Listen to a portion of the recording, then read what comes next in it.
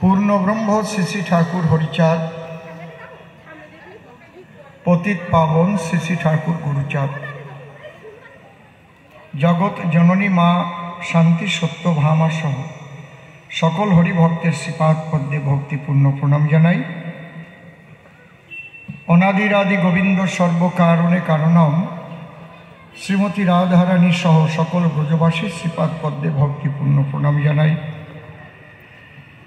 प्रेमेर ठाकुर श्री श्री चैतन्य महाप्रभु नित्यानंद महाप्रभु सह सकल गौर भक्तेर श्रीपाद पद्मे भक्तिपूर्ण प्रणाम जानाई। आमी श्रद्धा ज्ञापन करी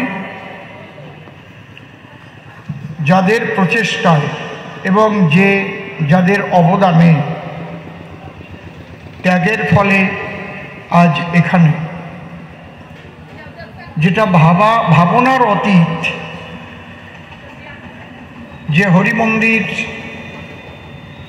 एखाने प्रतिष्ठित होच्छे एवं एखाने प्रति बत्सर जे मতুয়া सम्मेलनेर आयोजन होच्छे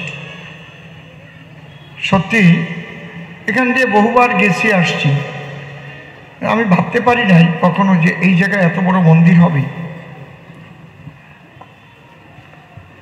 एखाने केउ जमी दान करबे और एत सुंदर कमिटी करे एत सुंदर स्वच्छता बजाय रेखे एकदम सामनेर दिके एइभाবে एगिए जाबे। जिनि हरि मंदिरेर जन्य एई जमी दान करेছেন तार এই महत्त्বের ঋণ মতুয়া সমাজ আমরা কোনোদিনই শোধ দিতে পারবো না। সেই নাম হচ্ছে ননিবালা राय। आमी तानार श्रीपाद पद्मे भक्तिपूर्ण प्रणाम जानाई।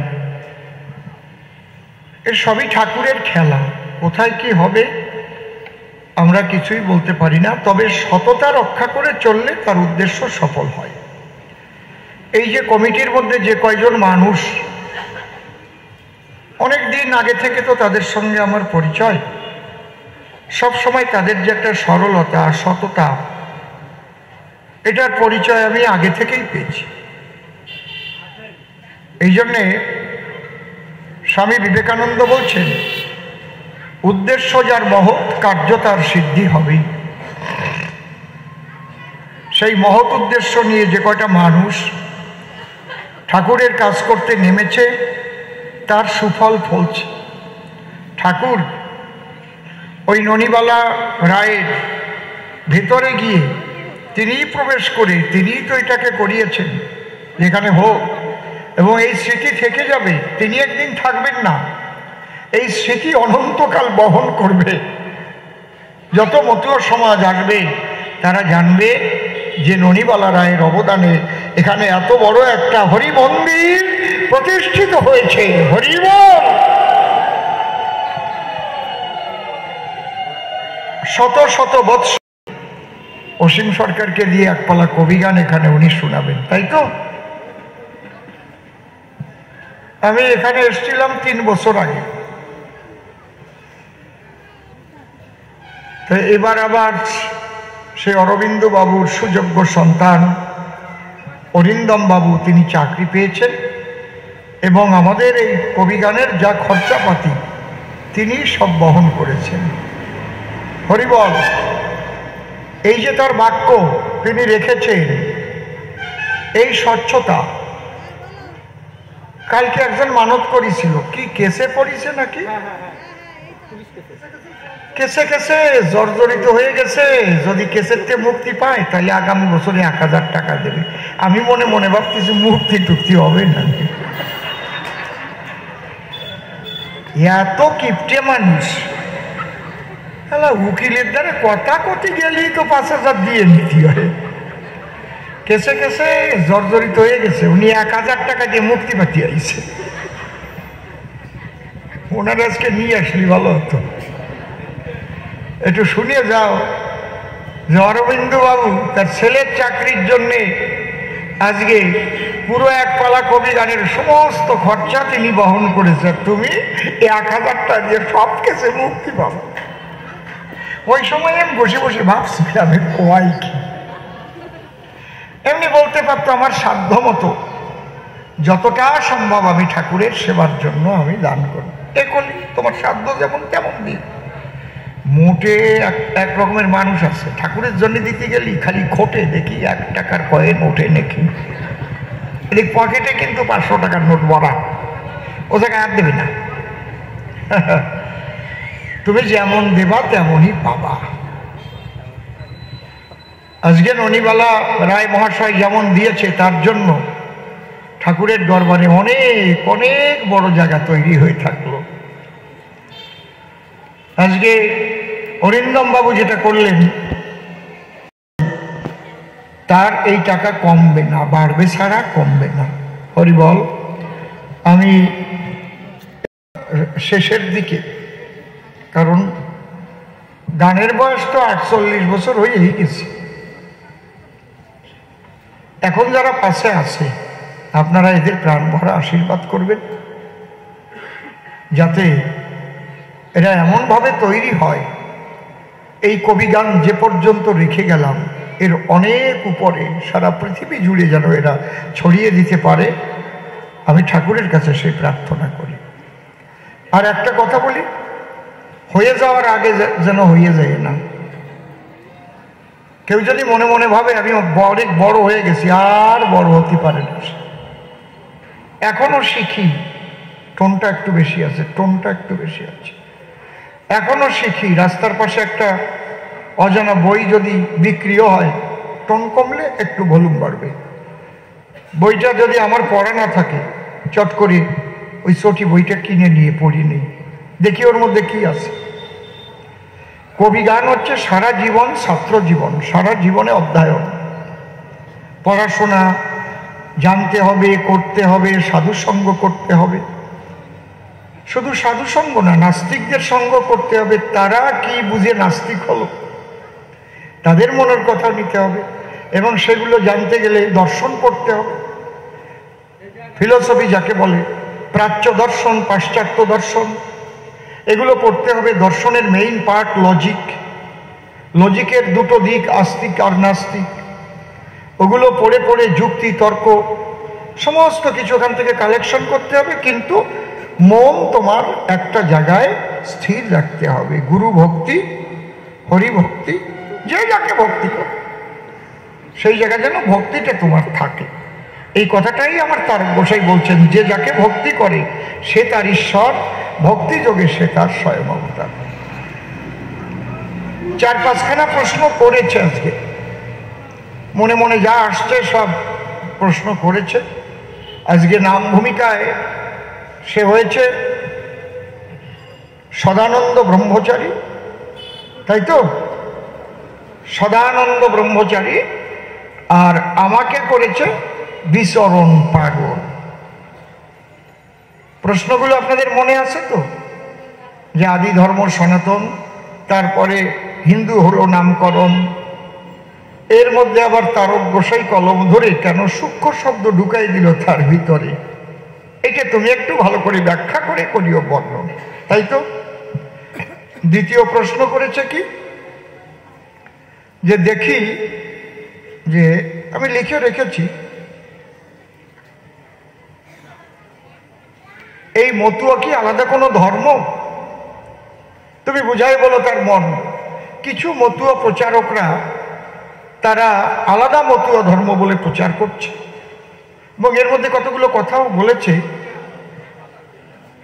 একটু ভালো করে শোনেন, তারপরে আমার জবাবটা বুঝতে আপনাদের সুবিধা হবে। তারা কালী মানে না, কৃষ্ণ মানে না, কিচ্ছু মানে না, এক হরিচাঁদি সব। এগুলো কি ঠিক কি না? যদি কেউ এক হরিচাঁদে ভক্তি রাখতে পারে তারটা ঠিক, কিন্তু অন্যজনকে মানে না, তারটা ঠিক না।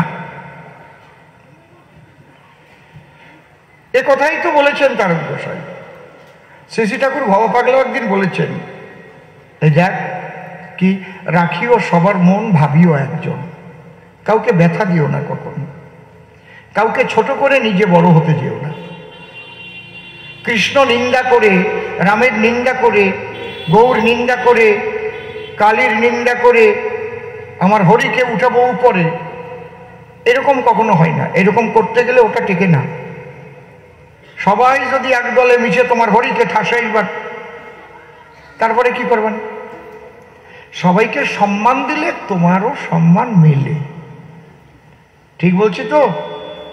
এই জন্যে একনিষ্ঠ ভক্তি তুমি হরিকে রাখবে। যে হরিভক্ত একনিষ্ঠ ভক্তি তার হরিতে থাকবে। যখনই একনিষ্ঠ ভক্তি তার হরিতে জাগবে, সে যে মন্দিরে দেখবে, সে মন্দিরে যাই থাকুক, সেখানে সে হরিগান করে প্রণাম করবে। এখানেই আমার হরি, হরি চকমকি চাকচিক লেগেছে চোখ খেতে, আর কিছু পাই না সখী দেখিতে। বোঝা যাচ্ছে? এইবার কৃষ্ণ মন্দির, কালী মন্দির, হরি মন্দির থাকলো, আমি হরি মন্দিরে প্রণাম করলাম, ওই দুটের আর প্রণাম করলাম না।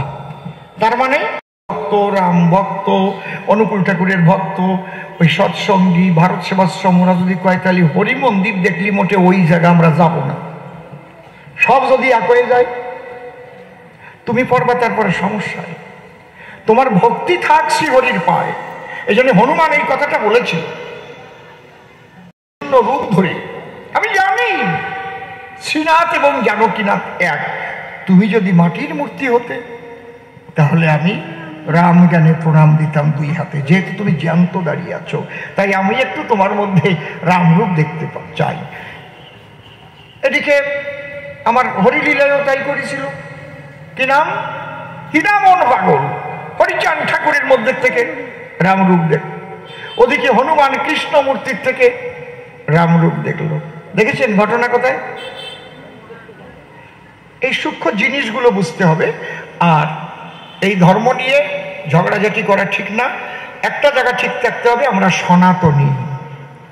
আমরা সবাই সনাতনী, ঐক্যবদ্ধ থাকব। আমরা বিভক্ত হব না, আমরা ভক্ত হব। যেখানে ভক্তির প্লাবন আসবে, সবাই একাকার হয়ে যাবে, প্রেমানন্দে ভেসে যাবে। সে হরি বলুক আর কৃষ্ণ বলুক, রাম বলুক আর কালী বলুক, ভক্ত সব একাকার হয়ে যাবে। আর ভক্তি না জাগবে যতক্ষণ, ভিন্ন ভিন্ন থাকবে ততক্ষণ।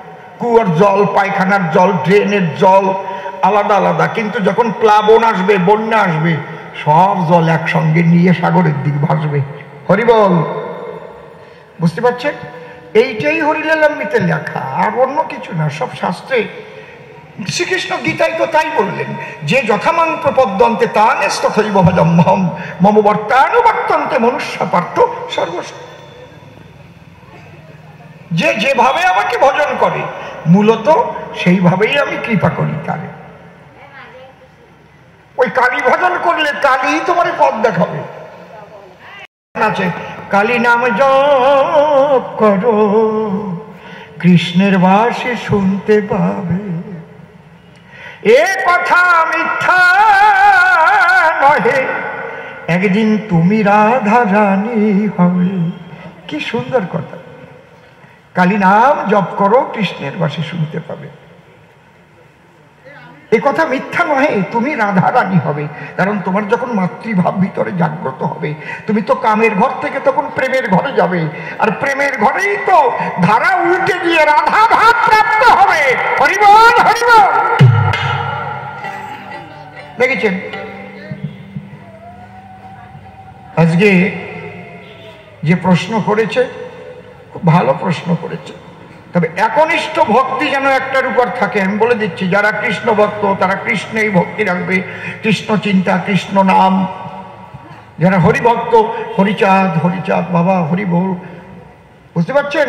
ওই হরি বল, কালী বল, কৃষ্ণ বলে গোল মিশাই নিলে কিনতে হবে না, খিচুড়ি রান্নলে কিনতে হবে না। তুমি সবাইকে মান্য দেবা, তোমার ইষ্টেতে তুমি বিশুদ্ধ ভক্তি রাখবা, কারো কোন রকম নিন্দা করবা না। কেন? একই তো সনাতন, একই তো শক্তি, নিন্দা করবা কারে? অনন্ত কোটি ব্রহ্মাণ্ড বলে এই মহাশক্তি একই শক্তি। শক্তির নিত্যতা সূত্রটা একটু পড়িয়ে দেখো, বিজ্ঞানী কি বলছে। এই জন্য এক কথায় কাকে বলে? ব্রহ্ম। ব্রহ্ম কাকে বলে? যিনি অনন্ত রূপে রূপায়িত হইয়া তাহাই থাকিতে পারেন, তাহাকে ব্রহ্ম বলে। ওই কালী কৃষ্ণ হরি শিব দুর্গা শীতলা মানুষ গরু পশু পাখি কীট পতঙ্গ তরু লতা গুইয়ের পোকা সব হতে পারে, আবার যেদিন লয় হয়ে যাবে এক ব্রহ্মে সেদিন লয় হয়ে পরমানন্দের জগতে সব একাকার হয়ে যাবে, সেদিন কিচ্ছু থাকবে না। কালী ব্রহ্ম যা দেখো নিষ্কলম ব্রহ্ম বোমাতীত নিরঞ্জনম অপ্রত্যক্ষ অভিজ্ঞম বিনাশোৎপত্তি পরিবর্তিত। এই বোধ যতদিন যার না জাগবে ততদিন খালি হাঁকবে আর নেটাবে, ওই গু ছড়াই বেড়াবে। বুঝতে পারছেন কি হয়েছে? আর এই বোধ জাগাতে গেলে একটু সদ্গুরুর কৃপা না হলে জাগে না। সদ্গুরুর কৃপা চাই, তাইলে তার মনের মধ্যে থেকে ওই হিংসা বিষ এগুলো কাটাবার কায়দা নাই। আমি খালি যদি বলি আমারটাই বড়, তোমারটা অংশ, তোমারটা অমুক্তা, তাহলে যারা যার ভজন করে সে যদি পূর্ণ না ভাববে তাহলে তারে ভজন করে? যার যার টুক সেইটুকি পূর্ণ। আমি অসীম সরকার ঠাকুর ভবা পাগলাকে জিজ্ঞেস করেছিলাম, ও পাগল এই পূর্ণ ব্রহ্ম কয় কেন? পূর্ণ ব্রহ্ম হরিচাঁদ, পূর্ণানন্দ, পূর্ণ ব্রহ্ম কৃষ্ণ, পূর্ণ ব্রহ্ম রাম, তো তিনি তো অসীম অনাদি অনন্ত। একটা রকেট যদি এখান থেকে ছেড়ে দেওয়া হয় আলোকের গতিতে যদি চলে, আলোকের গতি সেকেন্ডে 1,86,000 মাইল বেগে যদি চলে রকেটটা, মহাশূন্যে ছেড়ে দিলাম, যদি সামনে কোনো রকম কোনো গ্রহ উপগ্রহ না বাঁধে তাহলে অনন্তকাল চলতেই থাকবে, চলতেই থাকবে, চলতেই থাকবে, কোনোদিন কিন্তু এর শেষ পাওয়া যাবে না। ও কোনোদিন এর শেষ পাওয়া যায় না। সেই মহাশূন্য একটা পৃথিবী, সেই পৃথিবীর 4 ভাগের 3 ভাগ জল, 1 ভাগ স্থান, তারপরেও পাহাড় পর্বত বন জঙ্গল, কত জীবজন্তু, তার মধ্যে কিছু মানুষ জাতি। আমরা কি নিয়ে ঝগড়া করছি? কাকে বড় বলছি, কাকে ছোট বলছি? এই চিন্তায় যারা নিমগ্ন হয়, এই জন্যে অনন্ত চিন্তইব ধ্যানম। ধ্যান কাকে বলে? অনন্ত চিন্তায় যে মন একনিবিষ্ট করতে পারে, তার কাছে আর এরকম কিছু থাকে না, সে হয় আনন্দময়।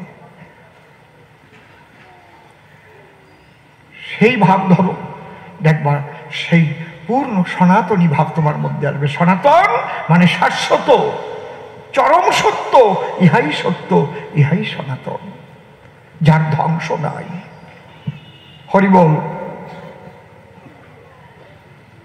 পাগল তখন আমাকে বলল, শোন এই অনন্ত অনন্ত করিস না, তোর সাধন ভজন যদি করতে হয়, মনে কর তোর পিপাসা লাগছে, তোর সাগরের মধ্যে আমি 3 ঘন্টা চুবনি দিয়ে জল খাওয়ালাম, তুই বাঁচবি? না, জল তো খাবি, বাঁচবি না কেন? তোর দরকার হচ্ছে 1 গ্লাস জল, সেই 1 গ্লাস হলে তোর পিপাসা মিটে যাচ্ছে।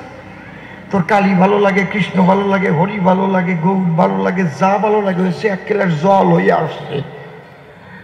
তোমাকে যদি করতে হয়, এই জন্য ব্যাসদেব লিখেছে কি, চিন্ময় ব্রহ্মানাং রূপকল্পতে, এই ব্রহ্মের রূপ হয়েছে কেন? আমাদের সাধনার হিতের জন্য। এই জন্য আমারটাই বড়, তোমারটা ছোট, এরকম কথা যারা কয় আমি প্রণাম করি তাদের পায়, বাবা তুমি আমার থেকে দূরে সরে যাও, আমার ধারেও আসে না কোনো সময়। আমরা যেন এক সনাতনী এই কথাটাই মানি। এইবার মূল মতুয়া তত্ত্ব কি, একটা গান গেয়ে সেই মতুয়া তত্ত্বের মধ্যে ঢুকছি। তোমাদের যেমন আলোচনা করলাম তেমন ধ্বনি দেব, পাগল তত্ত্বের ধ্বনি লাগাও, সুর ছা লাগিয়ে থাকে, ছাটা লাগাও, নিশা নিশা। হ্যাঁ,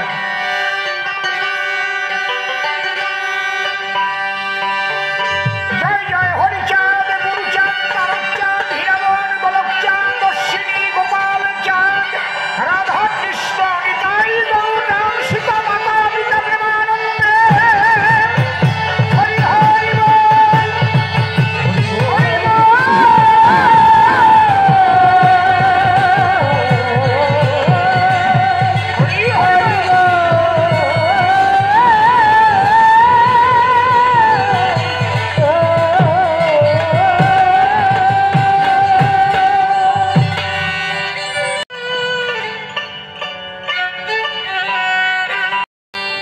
এইবার মতুয়া, মতুয়া কোনো ধর্ম নয়, আলাদা। মতুয়া ছিল একটা গালাগালি।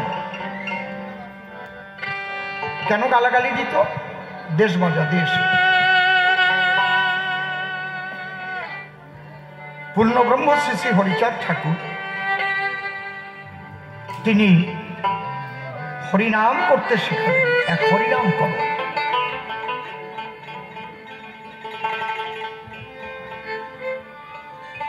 শ্রীমান মহাপ্রভু তিনি এসেও বলেছিলেন, হরের নাম হরের নাম হরের নামইব কেবলম, কলৌ নাস্তে বনাস্তে ভিন্ন, গতি নাই গতি নাই গতি নাই। হরি ঠাকুর দোতারা টাউটে বাজছে না কেন?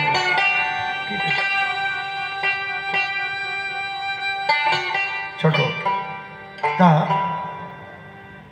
এই যে হরি নামে যখন মেতে যেতে লাগলো, উনি তো হরি নামের মধ্যে এমন একটা পাওয়ার দিয়েছেন না, যাতে মানুষকে কাছে আনে। তার সঙ্গে ডঙ্কা, কাসর,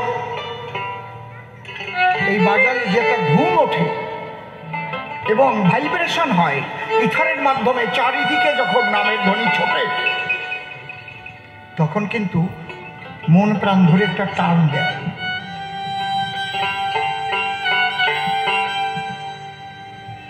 কলিতে তিনটে জায়গায় আনন্দ পাবেন আপনি।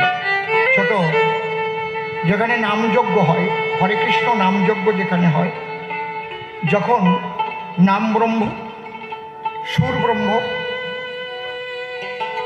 এবং যে শ্রোতারা বসে থাকে তাদের একনিষ্ঠ ভাব, আর যারা গায় তাদের মন একত্রিত হয়ে, ছোট বাজার একত্রিত হয়ে অনেক সময় দেখবেন খোল করতাল কোন দিকে চলে যায় সে জ্ঞানও থাকে না, দিকেও লক্ষ্য নাই, তখন মানুষ ধুলায় গড়ায়। এই যে প্রেম, আর কোথায়? যেখানে মতুয়ারা এক লক্ষে মাতাম দেয়, মাতাম দিতে দিতে যখন প্রেমের উদয় হয়, আর নাম ওই হরি নাম থাকে না, তখন কিন্তু চোখের জলে হরি বলে গলা করে নিয়ে এক ভাব সমুদ্র সেখানে উতল পাতাল খায়। আর কোথায়? সাধু সঙ্গ, যদি বিশুদ্ধ সাধু সঙ্গ আপনি পান, তার চারিদিক দিয়ে একটা তরঙ্গ হয়। হতে পারে সে সাধু কোনো কীর্তনীয় হতে পারে, যে গুরু কৃপা লাভ করে কৃষ্ণ কথা বলছে, দেখবেন আনন্দ পাবেন। আমি তিনটে জায়গার কথা বলে গেলাম, লক্ষ্য রাখবেন। যেখানে প্রেম হবে সেখানে জানবেন সেখানে ঠাকুরের কৃপা হয়েছে, আমার রাধারানী করুণা হয়েছে বলে সেখানে প্রেম হয়েছে, কারণ প্রেমের গুরু হচ্ছে রাধারানী। প্রেমের পাওয়ার হাউসই হচ্ছে বৃন্দাবন ধাম। যদি বলেন আগে যারা ছিল তাদের প্রেম ছিল না, প্রেম 5 প্রকারের, তো শান্ত, দাস্য, সখ্য, বাৎসল্য, মধুর। এই মধুর প্রেমের শ্রেষ্ঠত্ব দেওয়া হয়েছে। এই জন্য আমার অশ্বিনী গোসাই তিনি লিখেছেন, মতুয়া নামে ধরা ধামে দিত আগে গালাগালি, এখন মতুয়া হয় জগৎ পুঞ্জ, মাধুর্য প্রেমের পাত্র প্রাণ পুতলি। এই মতুয়া নামে গালাগালি দিত। তাই ঠাকুর তিনি বলেছিলেন, ঠিক আছে, ডেকে বলেছিলেন স্বয়ং হরিচাঁদ যে তোরা তোদের আলাদা হবে মতুয়া আখ্যান। মতুয়া বলে যখন গালাগালি দেয়, যা তোরা মতুয়া সম্প্রদায়, মতুয়া ধর্ম না। যেমন বৈষ্ণব সম্প্রদায়, শাক্ত সম্প্রদায়, জ্ঞানপত্য সম্প্রদায়, এক একটা সম্প্রদায়, ঠিক তেমন একই সনাতন ধর্মের মতুয়াও একটা সম্প্রদায়। হরি ঠাকুর মতুয়া আলাদা কোনো সম্প্রদায় তৈরি করতে আসেন নাই, মতুয়া আলাদা কোনো ধর্ম তৈরি করতে আসেন নাই। এই গালাগালি দিয়ে আলাদা মতুয়ার নাম ঢুকিয়েছিল। হরি ঠাকুর বললেন, আরে মতুয়া খারাপ না, মো মানে আমি, তুয়া মানে তোমার, আমি তোমার, হে প্রভু আমি তোমার। এই ভাব ছিল শ্রী রাধার। এই ভাব নিয়ে একবার প্রেমানন্দে হরিনাম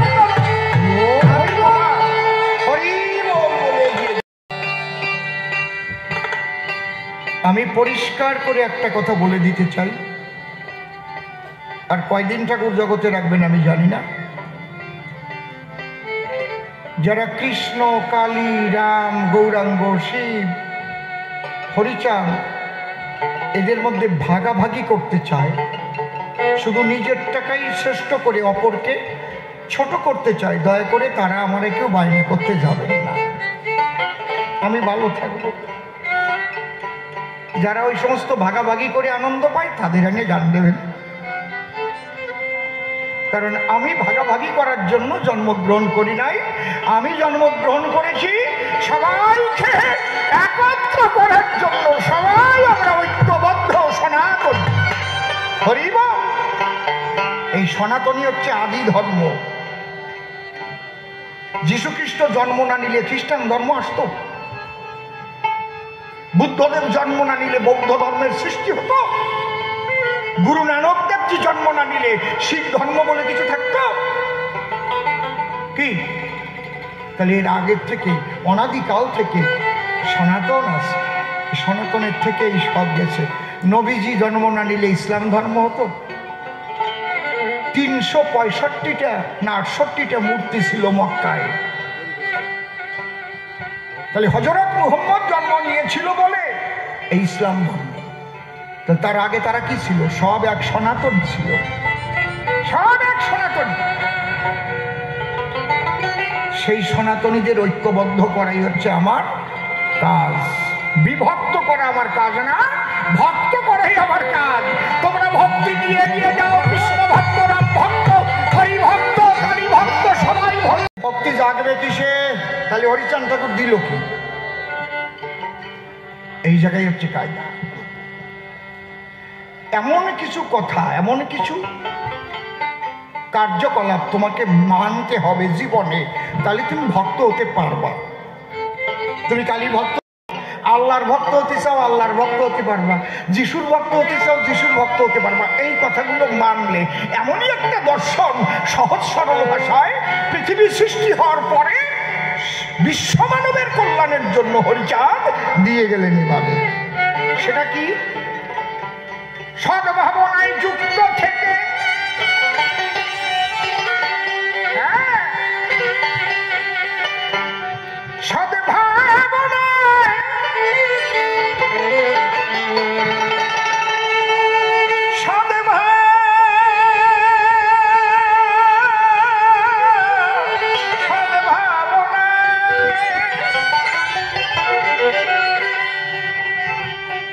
সদ্ভাবনায় যুক্ত থেকে তোমার ভাবনাটা আগে সৎ করো।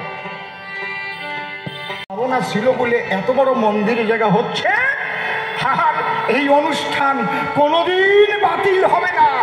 আর যে বছর যাবে সেই বছর বড় হবে, সেই বছর বড় হবে, কেউ ঠেকায় রাখতে পারবে না। কমিটির সবার সদ্ভাবনা আর সৎ উদ্দেশ্যে এই জমি দান করেছে, দেখেছেন? সদ্ভাবনায় যুক্ত থেকে আগে রক্ষা করো। স্থায়িত্ব লাগাই রাখ। সদ্ভাবনায় যুক্ত থেকে ছেড়ে দিস কেন?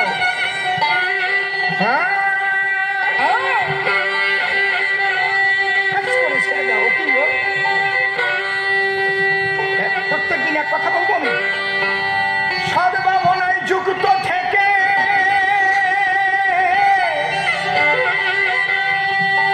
রক্ষা করো পিতৃধন।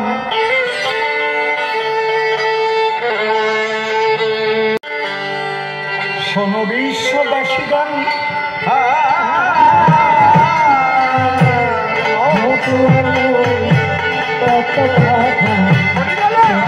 বিশ্ববাসীরা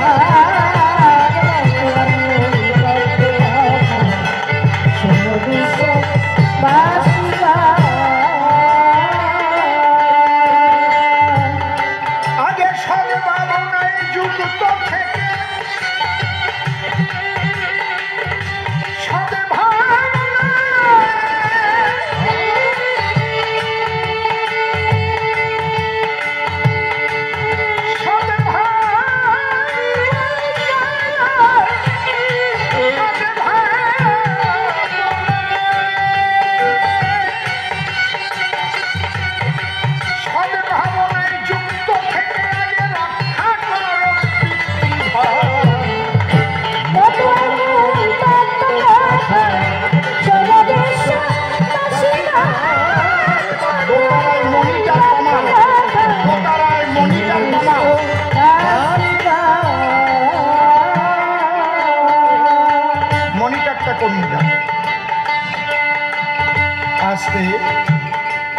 একদম পারফেক্ট যে কথাগুলো সেগুলো বলছি, দয়া করে আপনারা শুনুন। ভালো লাগলে গ্রহণ করবেন, খারাপ লাগলে বর্জন করবেন। আমি কত বড় কথা বলেছি। এই পৃথিবী সৃষ্টি হওয়ার পরে যত অবতার এসেছে, যত ধর্মমত সৃষ্টি হয়েছে, সমস্ত কিছুকে মন্থন করে বাবা হরিচাঁদ ঠাকুর বিশ্ব মানবের কল্যাণের জন্য তিনি যে দর্শনটা দিয়েছেন সেইটা হচ্ছে সনাতনী মতুয়া দর্শন। মুসলমানের মুসলমান ধর্ম ত্যাগ করতে হবে না, সে মতুয়া দর্শন গ্রহণ করতে পারে। একজন খ্রিস্টানকে তার খ্রিস্টান ধর্ম ত্যাগ করার দরকার নেই, সেও মতুয়া দর্শন গ্রহণ করে প্রকৃত সাধু। তাদের দেখলেও মানুষ সন্দেহ করবে, চিনি ওই রকম মালা ভরে আইছিল, এই ঘটনা ঘটাই গেছে। কিন্তু ওই যে ঘটাইছে আর যে সাধু, রক্ষা করতে গেলে কৌশল জানা না থাকলে তুমি কামিনীর কাছে পড়বে অনায়াসে ঢলে। কারণ সাগরে টান দিলে নদীর জল শুকাবেই শুকাবে। বুঝতে পারছেন কি বলছি? তাহলে তোমাকে এই জন্য একজন গুরু চাই। তাই মতুয়ার দরবারে গুরুকে ধরা বলেছে। এইভাবে ধরা কেন? ওই ধরা শিখাবে। কি ধরা? যাহা ধারণ করিলে শক্তি জাগে, ভক্তি জাগে গেলে।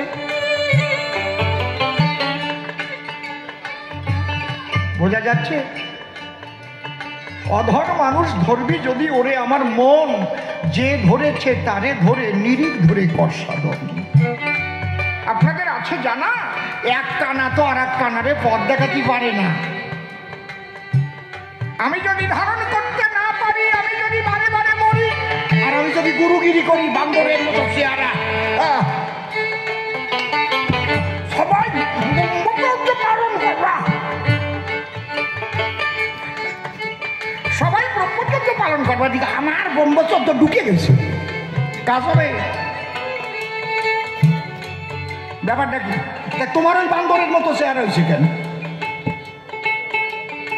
তুমি যে মুখ দিয়ে বলতেছো ব্রহ্মচর্য পালন করবা, তাই নাহলে হবে না। তা তোমার চেহারা ওই রকম কেন? যদি ওই রকম চেহারা আলা মানুষ কথা কয়তে করে না, কি কি কন আপনারা? কি কন? করে না? আমি যদি গান গাতাম, আমার যদি চোখ মুখ বসিয়ে দিত, আর যদি কথা ব্রহ্মচর্য পালন করতে হবে।